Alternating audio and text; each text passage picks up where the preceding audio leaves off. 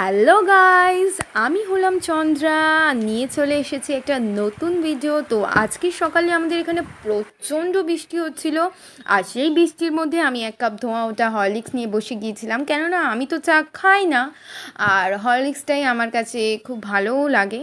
আর এখানে তোমরা দেখতেই পাচ্ছ কাপটা কতটা সুন্দর, আমার তো বেশ ভালো লাগে কাপটা।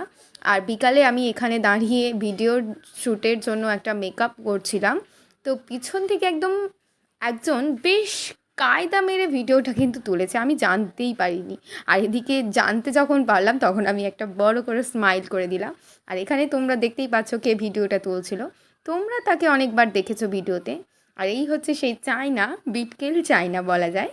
তো তার একটা শ্যুট ছিল রাধারানী, কিন্তু সে তো খেতেই ব্যস্ত।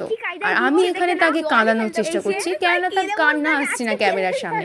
ক্যামেরার বাইরে সে কেঁদে ঢেউ করে দেয়, কিন্তু এখানে ক্যামেরার মধ্যে তার কান্না আসছে না।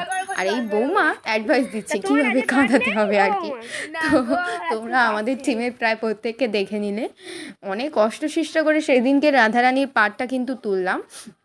তো দেখতেই পাচ্ছ এত করে কাঁদানোর পরেও, জল দিয়ে কাঁদানোর পরেও তার ঠোঁট থেকে হাসি হাসি ভাবটা এখনও যাচ্ছে না। তো আমি ম্যানেজ করে একটু ঠিকঠাক করে আর কি ভিডিওটা করলাম, কিন্তু এই নিয়ে অনেক প্রবলেম হয়েছিল। আর রাধারানীটা আমরা এখনও ছাড়তে পারিনি, তার জন্য অনেক অনেক সরি।